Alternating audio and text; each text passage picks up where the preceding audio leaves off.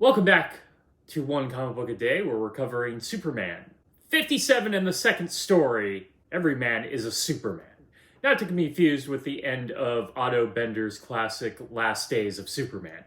There were only a few years from that. That comic is great, but we're not talking about that comic yet. So this is a story where Superman shot into the future, which is different from all the other time travel stories where he's accidentally shot back into the past or he travels to the past. Remember, he can time travel unless he can't, just like his other powers that come and go. So he goes to the future, everybody has superpowers. That's the twist. Apparently Metropolis was destroyed by a meteor grazing the planet. I don't think that's what happens. I think it either impacts or bounces off. I don't think it just skims by, taking away Metropolis and Metropolis only. Wait, everybody in Metropolis was killed? Where was Superman? Or a Superman descendant or something? The new Metropolis was built close by, and that Metropolis is given powers by gas coming from the release of the meteor hitting the planet.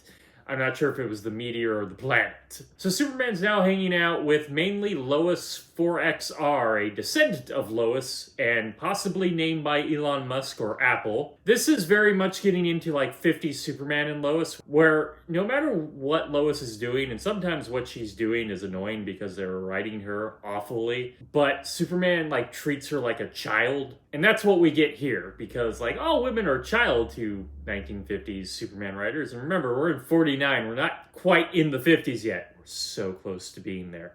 But like, no matter what she does, he complains about it. It's like, God, why are you here? You're ruining my life.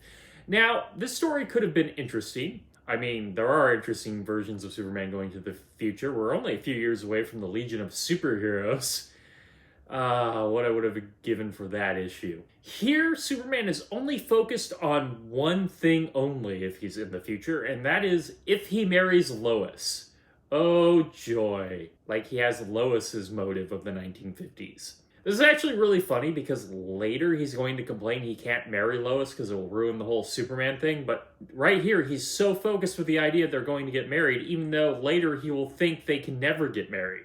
They're very inconsistent about this idea of Lois and Superman getting married. They do eventually get married, but that's the 90s. He also needs to find something so they can shoot him back to the past where he belongs, except he can time travel. We know he can time travel. He's done it before. So all of this comes down to him finding a photo. Like the biggest set piece action moment is Lois 4XR getting stuck by her belt by a magnetic comet going by, and Superman having to save her like she's so dumb, even though she has possibly had her superpowers as long as he has. But no, she's the moron with superpowers, because she's written like a child, even though she's the exact same age as he is. Or I assume. I don't think she's a teenager. I think she's supposed to be the exact same age Lois is. And generally, I think Lois as being older than Superman, even though that never quite pans out. Especially in movie adaptations, like when she's a child in the opening of Superman when she sees him run by the train. The movie. Superman the movie. I think of her as older.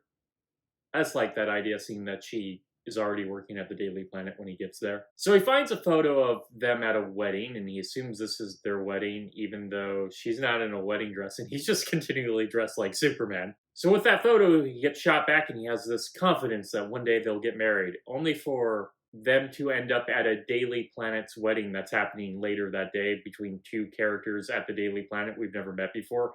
Saying character is giving them too high of a compliment. They are not characters, and that's where the photo is taken. So no, they did not get married. But they will get married. Just not under this continuity. And, like, what is this story? It's just Superman wanting to know if him and Lois get married and taking advantage. We don't even have fun with the future and a whole bunch of people with superpowers. It's all just him trying to find out if they get married and complaining about a future Lois dragging down his life for, having superpowers and not being as good as he is.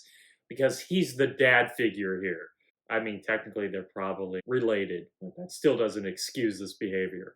Okay, that is it from Superman 57. Everyone is a Superman.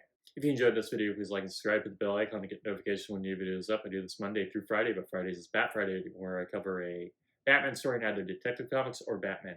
And until next time, let's ponder the question, whatever did happen to the man of tomorrow. And seriously, comic, make up your damn mind about them getting married. Okay, have a great day.